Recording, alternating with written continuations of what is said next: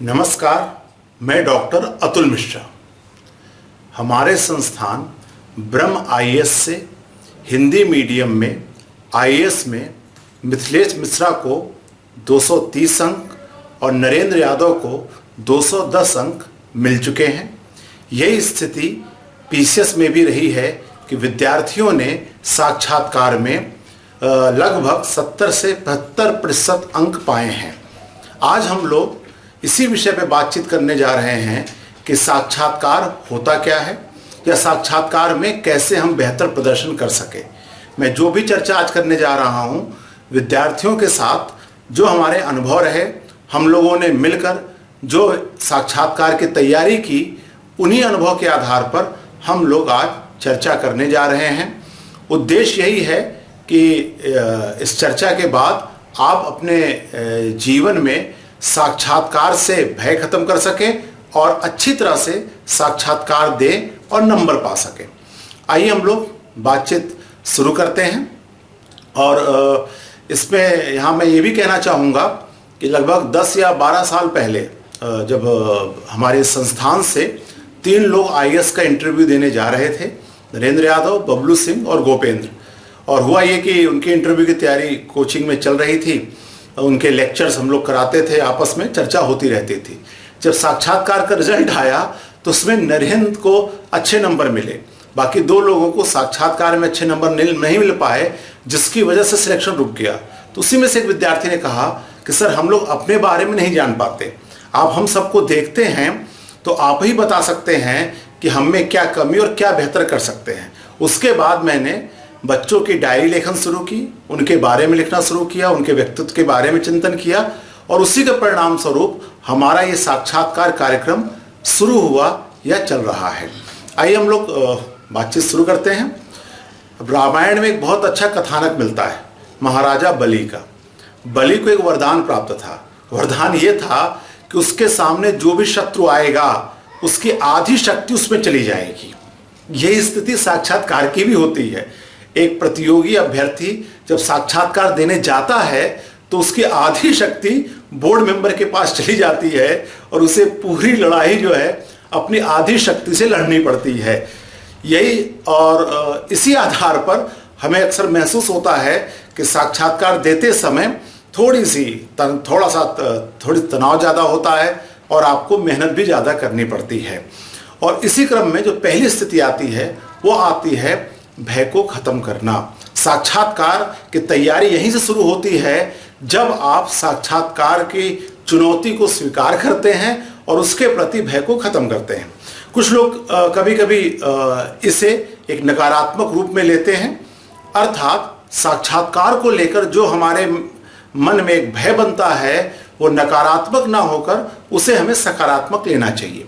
साक्षात्कार के तैयारी के दौरान हमारे इंस्टीट्यूट में प्रोफेसर बीपी मिश्रा आते थे। प्रोफेसर बीपी मिश्रा जब क्लास में आते थे तो बहुत मजाक के पहले तो यही सवाल पूछते थे कि आप में से मुझे कौन जानता है। तो जाहिर सी बात है, पूरी क्लास में 1-2 लोग हाथ उठाते थे, हम जानते हैं। तो उसने कहा कि भाई तुम लोग मुझे नहीं जानते हो, इसका कारण क्या है कि भाई जब पगलाओगे तो जानोगे ना, जब तुम्हारे दिमाग में कुछ प्रॉब्लम होगी साइकोलॉजिस्ट के पास आओगे। खैर, ये तो मजाक की बात है, लेकिन एक सवाल बहुत अच्छा पूछते थे। वो पूछते थे कि आप में से कौन है जिसे साक्षात्कार को लेकर डर लग रहा है। और तो लगभग सभी लोग हाथ उठाते थे। 1 या 2 बच्चे ऐसे थे जो हाथ नहीं उठाते थे, और जो लोग हाथ नहीं उठाते थे उनसे वो कहते थे तुम लोग मेरे क्लिनिक में आ जाना, क्योंकि इंटरव्यू होने वाला है और तुम डर नहीं रहे हो, इसका मतलब है कि तुम्हारे साथ कुछ प्रॉब्लम चल रही है। कहने का अर्थ ये है, यदि साक्षात्कार को लेकर हल्का सा आपको भय लग रहा है तो यह सकारात्मक संकेत है कि आपका शरीर आपको सही संकेत दे रहा है, आप स्वस्थ हैं। इसलिए थोड़ा सा भय स्वाभाविक होता है। नेपोलियन हिल एक बहुत बड़े राइटर हुए हैं, मोटिवेटर हुए हैं। उन्होंने वो बहुत अच्छी एक बात कहते हैं। उनका कहना है कि मैं 2000 से ज़्यादा लेक्चर दे चुका हूँ, लेकिन अब भी जब भी लेक्चर देने जाता हूं तो मुझे हल्की सी घबराहट होती है। और ये घबराहट इस बात का संकेत करती है कि एक महत्वपूर्ण इवेंट होने जा रहा है, मुझे अपनी तैयारी कर लेनी चाहिए, मुझे सजग हो जाना चाहिए। मैं भी मानता हूं कि मैं भी हजारों लेक्चर दे चुका हूं, फिर भी या देखिए यहाँ पर भी आपके सामने ये पहली बार इंटरव्यू साक्षात्कार के लिए बोलने आया हूं, तो अगर मैं यूं ही चले आता रहे, बहुत बार मैंने बोला है, चलो बोल के देखते, नहीं, एक हल्की सी घबराहट होती जो सजग करती कि नहीं, बच्चों के लिए लेक्चर महत्वपूर्ण होगा, तैयारी करके जाना चाहिए। उसी तरह आपके लिए यह सजगता की पहचान है कि यदि आपको हल्का फुल्का डर लग रहा है, इसलिए अपने को निश्चिंत करें, बहुत अच्छी तरह से तैयारी करें और साक्षात्कार के लिए अपने को मानसिक रूप से तैयार करें। अब साक्षात्कार को मैं 3 हिस्सों में बांट के समझने का प्रयास करता हूं। पहला है प्रस्तुतिकरण, दूसरा है मनोवैज्ञानिक पक्ष और तीसरा है ज्ञान का पक्ष। अगर हम लोग इसको देखें तो प्रस्तुतिकरण, इसमें मनुष्य का जो वाय पक्ष है वो है, मनोवैज्ञानिक पक्ष मनुष्य का जो आंतरिक पक्ष है, मानसिक पक्ष है, और तीसरा हिस्सा आता है ज्ञान का। ये जो डिवीजन है ये मेरा अपने व्यक्तिगत तौर से मैंने इसे अनुभव करके बताया है। जब मैं बच्चों की तैयारी कराता हूं तो इन 3 मुद्दों पर विशेष ध्यान देता हूं। पहला मुद्दा प्रस्तुतिकरण का है कि आप किस तरह अपने को प्रस्तुत कर रहे हैं। आपने ये लाइन तो सुनी होगी कि पहली नजरों का प्यार, first impression is last impression, ये भी लाइन सुनी होगी। तो इसका अर्थ यही होता है कि जब आप पहली बार किसी से मिल रहे हैं, किसी से नजरों से आमना सामना हो रहा है, तो आप किस तरह से अपने को प्रस्तुत कर रहे हैं। साक्षात्कार बोर्ड में जब हम प्रवेश करते हैं तो हम अक्सर तनाव में होते हैं, अक्सर तनाव में आ जाते हैं, और ये माना जाता है कि जो बोर्ड है वो आपको तनाव देता है, लेकिन है इसका उलट। कुछ जो परिचित मिलते हैं कभी कभी जो साक्षात्कार बोर्ड में बैठते हैं, मैं उनसे ये अक्सर कहता हूं और ये कहता हूं कि कैसे आप, बच्चा तनाव में क्यों आ जाता है, तो कहते हैं मामला उल्टा होता है। हम बच्चे को तनाव में नहीं लाते, बच्चा खुद ही तनाव क्रिएट कर देता है।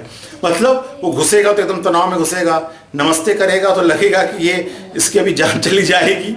तो अब उसको हम लोग तनाव उसका कम करने के लिए हम उससे कहते हैं, उसका नाम पूछते हैं, पता पूछते हैं, हम मुस्कुराते हैं। और अगर विद्यार्थी उल्टा कर दे कि अगर वो अंदर प्रवेश करे तो जो तनाव का वातावरण बना है उसको मुक्त कर दे, तो यही वो चाबी है जहां से आप साक्षात्कार बेहतर कर सकते हैं। इसलिए पहला प्रस्तुतिकरण यही होता है कि जब आपका नाम पुकारा जाए तो आप एक गहरी सांस लें और गहरी सांस लेकर अंदर जाएं और मन में ये सोचें, मैं जिन लोगों के सामने जा रहा हूं वो दुनिया के सबसे अच्छे लोग हैं, वो दुनिया के वो लोग हैं जो मेरे सबसे अच्छे जीवन प्राप्त करने मदद करने वाले हैं, मेरे सिलेक्शन में योगदान करने वाले हैं। उनके बारे में सकारात्मक रवैया अपनाए, सकारात्मक रूप से सोचे। और ये एक दिन की बात नहीं है, जिस दिन से आपको पता चले कि आपका इंटरव्यू है उसी दिन से एक पॉजिटिव अप्रोच बना लेनी चाहिए। और फिर जब आप अंदर जाएंगे तो आप स्वाभाविक रूप से, कहते ना, दिल से आप उनके प्रति पॉजिटिव रहेंगे। और फिर आप आते हैं, प्रवेश करते हैं और फिर आप कुर्सी पे बैठ जाते हैं। इसका तनाव नहीं लेना चाहिए कि मैं एक कमिंसर बोलूँ कि क्या बोलूँ, बैठना एक नहीं बैठना। होता क्या है कि हम इस बात में बहुत ध्यान रखते हैं कैसे जाना है, कैसे बैठना है। लेकिन मुझे लगता है कि एक सहज प्रक्रिया है, इसको बहुत ज़्यादा, इस पर बहुत कॉन्शियस नहीं होना चाहिए कि यार मैंने कैसे अंदर प्रवेश किया, मैं कैसे बैठा, क्योंकि इस पे शायद ही कोई साक्षात्कार बोर्ड वाला ध्यान देता हो और शायद ही कोई बच्चा हो जो बिना अनुमति के घुस जाए, शायद ही कोई बच्चा हो जो बिना पूछे बैठ जाए। इसलिए निश्चिंत रहना चाहिए। जैसे मैं उदाहरण बताऊं कि एक विद्यार्थी उत्तराखंड का साक्षात्कार देने गया, अचानक उसका फोन आया, मैंने उसका टाइम देखा तो मुझे लगा कि इसका इंटरव्यू तो अभी शुरू नहीं हुआ होगा, आधे घंटे बाद उसका इंटरव्यू होना था। उसने कहा सर सबकी तो प्रैक्टिस हो गई, लेकिन ये समझ में नहीं आ रहा है कि इंटरव्यू खत्म होने के बाद कैसे मैं वापस जाऊंगा। ये तो हम लोग ने चर्चा की ही नहीं, क्योंकि यहाँ पर कुछ लोग कह रहे हैं हम जिसका सम्मान करते हैं उसको हम फीड नहीं दिखाते, है ना, मजाक वाली बात। मतलब कि भाई सहज, मैंने उससे कहा यार जो तुम मुझे ऑफिस में मिलने आते हो तो कैसे मिलने आते हो, पूछते हो, नमस्ते करते हो, बैठते हो, फिर कहते हो ठीक है सर मैं चल रहा हूँ धन्यवाद, और कह के चले जाते हो। तो इसके बारे में आपको एकदम निश्चिंत होना चाहिए और अपने को सहज बनाना चाहिए। एक शब्द इस्तेमाल होता है बॉडी लैंग्वेज, तो इस बॉडी लैंग्वेज को समझ लें। बॉडी लैंग्वेज पूरे शरीर की बॉडी नहीं है कि पूरे शरीर के आपके बॉडी लैंग्वेज का ध्यान दे रहा हूं। मेरा ये मानना है बॉडी लैंग्वेज का मतलब मुख्यतः आपके चेहरे के हाव भाव से होता है। जैसे आपसे कोई सवाल पूछा गया, आपको नहीं आ रहा है, तो हमारी एक आदत पड़े थे, अरे क्या बताएं, याद नहीं आ रहा है, अरे अभी कल तो पढ़ा था, अरे मैं उसको जानता हूं। आपने जो ऐसे तनावपूर्ण चेहरे बनाए, उससे अब आपकी बॉडी लैंग्वेज गड़बड़ हो रही है। क्योंकि अगर आपको कोई चीज नहीं आ रही है, तो कोई चुनौतीपूर्ण स्थिति आ गई है, तो आप अपने तनाव को व्यक्त कर रहे हैं। होना ये चाहिए कि आपको इसमें सहज होना चाहिए। अगर नहीं भी आ रहा तो आप उसको ध्यान से सुने और सहजता के साथ आप सॉरी बोल सकते हैं। आ रहा है तो कोशिश करके देखना चाहिए। इसलिए बॉडी लैंग्वेज का जो मुख्य संबंध है आपके चेहरे के हाव भाव से होता है। क्योंकि मैं बच्चों की प्रैक्टिस कराता भी रहता हूँ। जैसे मान लो कि मैंने बोर्ड पे कुछ लिखा, मेरे हैंड राइटिंग देखें, कभी कभी बच्चों को समझ में नहीं आती है, और उस हैंड राइटिंग जैसे मान लो कुछ शब्द लिखा हुआ है, बच्चे को नहीं समझ में आता, कोई बच्चे एकदम चेहरा इसको सिकोड़ लेंगे, अरे सर क्या लिखा हुआ है वो। तो मैं उनसे ही कहता हूँ कि यार सहजता से मुस्कुराते हुए पूछो, अरे सर क्या लिखा हुआ है, समझ में नहीं आ रहा है। और ये आपकी प्रैक्टिस क्या कराती है कि अगर आपके साथ कोई निगेटिव चीज़ हो रही है, आपको कोई चीज़ नहीं भी आ रही है, तो आप उसको सहजता से व्यक्त करें। अगर हल्के सहजता से अगर आप मुस्कुराते हुए या सामान्य ढंग से मना करते हैं, तो भी आपका कोई भी पक्ष निगेटिव नहीं हो पाता है। तो इस बॉडी लैंग्वेज का आप ध्यान दे सकते हैं। ये आपका वाय पक्ष होता है। कभी कभी लोग कहते हैं कि भाई इसमें कपड़े क्या पहनने चाहिए। मैं तो सहज से कहता हूँ, जिस कपड़ों में आपको सहजता हो उसे पहनना चाहिए, लाइट कलर होना चाहिए। इस तरह के बहुत सारे नियम सामान्य हैं, वो लगभग सबको पता रहते हैं। तो उस आधार पर हाँ, थोड़ी सी जो कहते हैं कि जो आप कपड़े पहन के जाना चाहते हैं, उसकी आपको थोड़ा सा पहन के प्रैक्टिस कर लेनी चाहिए। ये बात मजाक में विद्यार्थियों के बीच चलती भी, और हम लोगों ने इसको महसूस भी किया है कि शाम को टहलते समय, चाय पीते समय, और कोई बच्चा खूब चमड़े का जूता और उसको पॉलिश किया हुआ पहन के घूमता नजर आ जाए, तो समझ जाना इसका इंटरव्यू होने वाला है और ये चमड़े के जूते को पहनकर प्रैक्टिस कर रहा है। तो बहरहाल, तो पहला आता है प्रस्तुतिकरण का, और इसको सहज ढंग से देना चाहिए, और फर्स्ट इंप्रेशन के साथ इसे हम और बेहतर कर सकते हैं। अब दूसरा पक्ष आता है आंतरिक पक्ष, मनोवैज्ञानिक पक्ष। फिलॉसफी में कहा जाता है कि जीवन के दो पक्ष होते हैं, एक बाह्य पक्ष होता है और एक आंतरिक पक्ष होता है। आंतरिक पक्ष में हमारा मुख्य मुद्दा भावनाओं का है, हमारे अंदर भाव कैसे आ रहे हैं। तो पहली बात मैंने बताया कि अपने को इंटरव्यू शुरू होने से पहले आपको अपने भय को दूर कर लेना चाहिए। दूसरा एक और मैं प्रैक्टिस कराता हूँ। जब मैं इंटरव्यू की क्लास, इस बार तो नहीं हो पा रही, लेकिन जब भी क्लास लेता हूँ तो बच्चों का लगभग 20-25 बच्चों का ग्रुप बनता है, और ग्रुप बनाने में हम लोग कुछ रंगमंच से जुड़ी चीज़ों को भी करते हैं, और आपस में एक दूसरे की मदद करते हैं, आपस में ही मौक लेते हैं। और फिर जिस दिन इंटरव्यू होता है, उस दिन मैं इंटरव्यू में नहीं बैठता हूँ।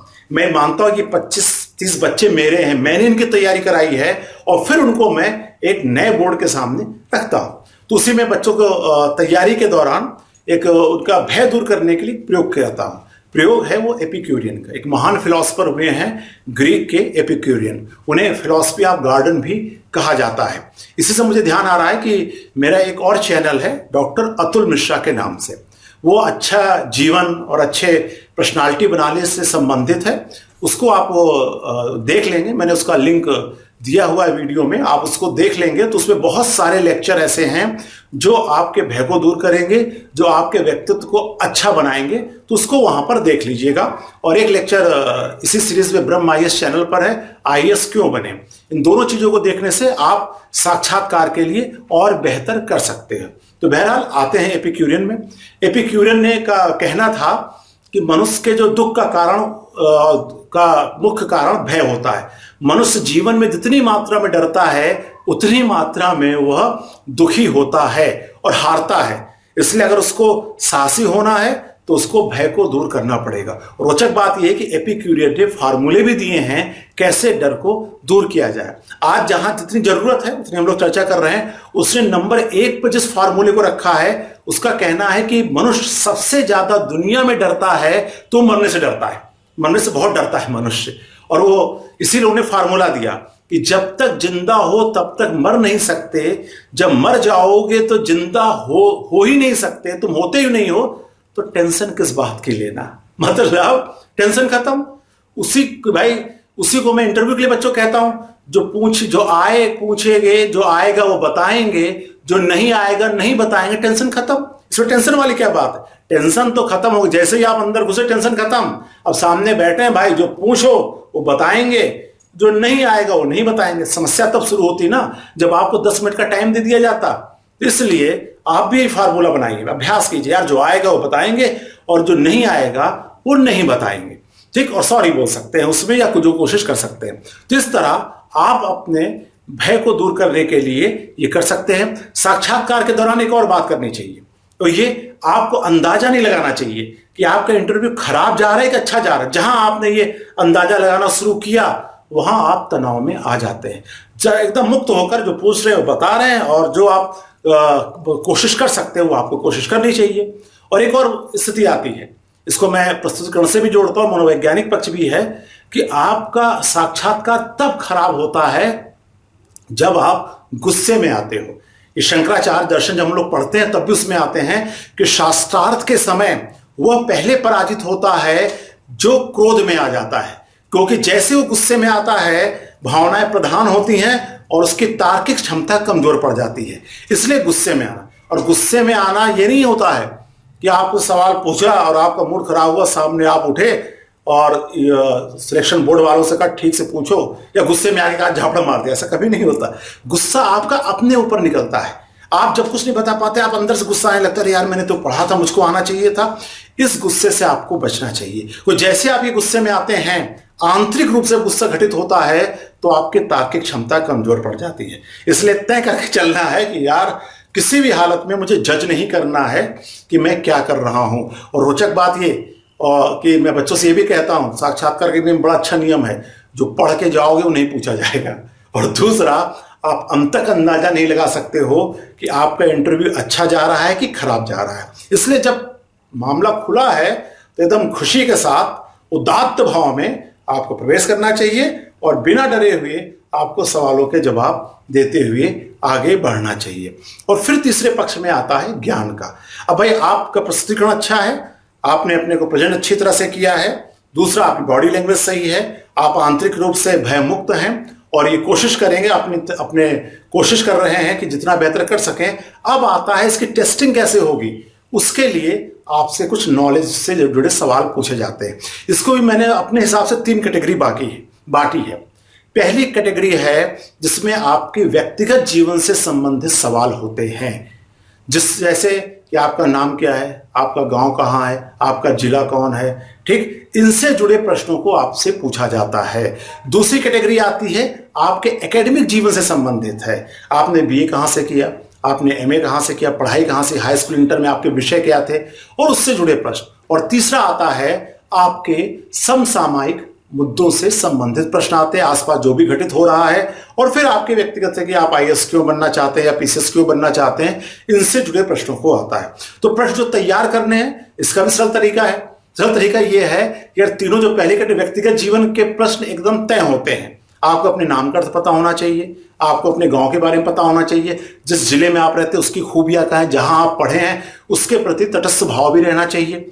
और फिर उसके बाद अगले हिस्से में आता है आपके एकेडमिक से जुड़े प्रश्न। उसकी प्रश्नावली है वो आपको मिल जाएगी, उसकी प्रश्नावली स्पष्ट है, निश्चित है, 30-40 सवाल हैं, इससे बाहर नहीं पूछे जाते। एकेडमिक जीवन में भी इससे संबंधित सवाल निश्चित हैं, इससे बाहर नहीं आ सकता कि भाई आपने जो बीए विषय लिया होगा, एमए विषय लिया होगा, वो विषय क्या थे, उस विषय का सिलेबस क्या था, उस विषय का जीवन में क्या योगदान है, आपने जो ऑप्शनल विषय लिया उसका जीवन में क्या योगदान है, आप आईएएस क्यों बनना चाहते हो। ये पूरे विषयों की तैयारी पहले से होती है। आप ऐसा जैसे बिना नोट्स बनाए, हम सबको पता है मेंस लिखना मुश्किल काम है, उसी तरह पहले से इन प्रश्नों की तैयारी की जाती है। आप इतना खतरा मोल नहीं ले सकते वहां चलो यार जो पूछेंगे मैं बता दूंगा, ऐसा नहीं है। इसलिए इसको लिख के रट के तैयार कर लेना चाहिए। और फाइनली आता है समसामयिक जो घटनाएं घट रही हैं और जो आपने प्री मेंस में पढ़ा है, क्योंकि आप प्री दे चुके उसमें पढ़ा है, आप मेंस दे चुके उसमें पढ़ा है, तो उसको आपको जो आसपास घटनाएं घट रही हैं करंट अफेयर्स उसको तैयार कर लीजिए। बस फर्क ये है कि आपको हर आंसर 1-2 मिनट में तैयार कर लेने चाहिए। तो इस तरह आप ज्ञान के क्षेत्र की तैयारी कर सकते हैं और व्यवस्थित तरीके जैसे जैसे आप आगे बढ़ते हो आपके कॉन्फिडेंस आपका बढ़ता जाता है। एक चीज और जो मुझे लगता है कि हर बच्चे को पता होनी चाहिए कि जब भी आप इंटरव्यू के दौरान मॉक देते हो, जैसे मैं अपने विद्यार्थी हैं जो मेरे इंस्टीट्यूट के वो बाहर के इंस्टीट्यूट में भी मॉक देते हैं और जाना भी चाहिए, तो मैं बच्चों से ये कहता हूं मॉक आप दे रहे हैं तो उसको देते समय बहुत ज्यादा तनाव नहीं लेना चाहिए अगर कुछ कमी आ रही, क्योंकि आपका जो प्रदर्शन है मॉक में वो 60% ही जाएगा। जैसे मैंने कुछ समय तक रंगमंच में काम किया पढ़ाई के दौरान।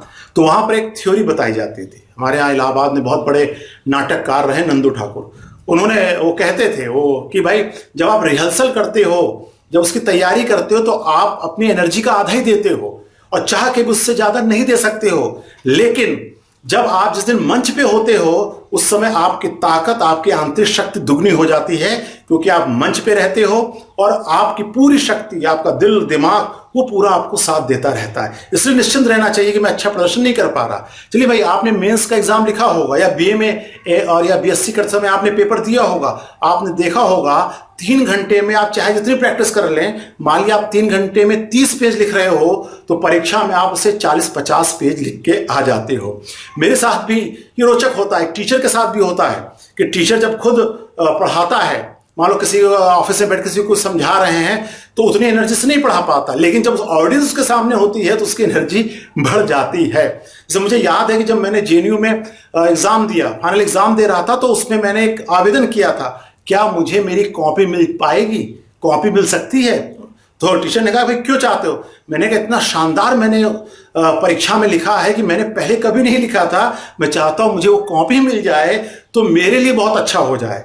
ऐसा आपके भी साथ होता है। इसलिए साक्षात्कार में मॉक देते समय, अपने दोस्तों के साथ रिहर्सल करते समय अगर आप बहुत अच्छा प्रदर्शन नहीं कर रहे हैं तो भी तनाव नहीं लेना चाहिए। क्यों? क्योंकि अभी दिल दिमाग आपका 60% आपका सहयोग कर रहा है। जिस दिन आप इंटरव्यू में सामने पहुंचेंगे उस दिन आप 100% तरीके से अपने को प्रस्तुत कर पाएंगे। तो इस तरह साक्षात्कार के ये 3 अलग अलग बिंदुओं या आधारों पर मैंने चर्चा की है, और इन्हीं 3 आधारों के पर आयोग प्रस्तुतिकरण, मनोवैज्ञानिक ज्ञान के आधार पर आयोग की आपसे अपेक्षा हो जाती है। और ये 8 बिंदु मैंने डिसाइड किए हैं। मुझे लगता है कि साक्षात्कार में एक किसी भी प्रतिभागी में बोर्ड 8 बिंदुओं को देखता है। पहला है सामान्य समझ, फिर है सकारात्मक उत्तरदायी व्यक्तित्व, तर्क संगत व्यक्ति, निर्णय क्षमता, नेतृत्वकर्ता, सामाजिक संवेदनशीलता, मानसिक सतर्कता और समसामयिक जानकारी। ये आपके व्यक्तित्व में आनी चाहिए। इसलिए भी कहा जाता है कि जो भी तैयारी हो रही है वो एक दिन में नहीं होती है, वो एक व्यक्तित्व की लंबी प्रक्रिया है निर्माण की। तो इसलिए हम इन 8 बिंदुओं को देखेंगे। फिर भी कहते हैं जब जागे तब सवेरा, उसी तरह जब भी आपका ध्यान आ जाए छोटी छोटी बातों को आप बेहतर कर सकते हैं। और सीखने के लिए कोई उम्र नहीं होती है। अक्सर मैं जब साक्षात्कार के शुरू भी करता हूं तब भी कहता हूं भाई आप किसी भी उम्र में अपने साक्षात्कार की तैयारी बेहतर कर सकते हो, अपने इंटरव्यू को बेहतर कर सकते हो। और सबसे अच्छी बात यह है कि आपके व्यक्तित्व में जो भी सकारात्मक है वो उभर के सामने आना चाहिए। आपको नया कुछ नहीं ग्रहण करना है, जो हर आदमी का एक व्यक्तित्व है और उस व्यक्तित्व के बहुत सारे सकारात्मक पक्ष हैं। साक्षात्कार में वही सकारात्मक पक्ष हमारे सामने आ सकें, यही हमारे लिए चुनौतीपूर्ण होता है। इसके लिए अब हम लोग देखेंगे कि आयोग क्या क्या आपसे अपेक्षा करता है। तो ये पहला लेक्चर समाप्त करने से पहले मैं यही कहूंगा कि अपने डर को खत्म करें, अपने को मजबूत करें और फिर धीरे धीरे अपने को मानसिक रूप से तैयार करना चाहिए कि साक्षात्कार मेरे लिए सहज है और मैं इसे सहजता के साथ इस चुनौती को पूरा कर सकता हूं। तो मिलते हैं दूसरे लेक्चर में, जिसमें हम ये जानने का प्रयास करेंगे आयोग की आपसे अपेक्षा क्या है। और जैसा कि मैंने पहले भी कहा था, मेरा जो चैनल है डॉक्टर अतुल मिश्रा, उसको लिंक करके देख लीजिएगा। और आईएएस क्यों बने, ये जो लेक्चर है ब्रह्म आईएएस पर, उसे भी आप देख लें। फिर हम लोग मिलते हैं दूसरे लेक्चर में। धन्यवाद।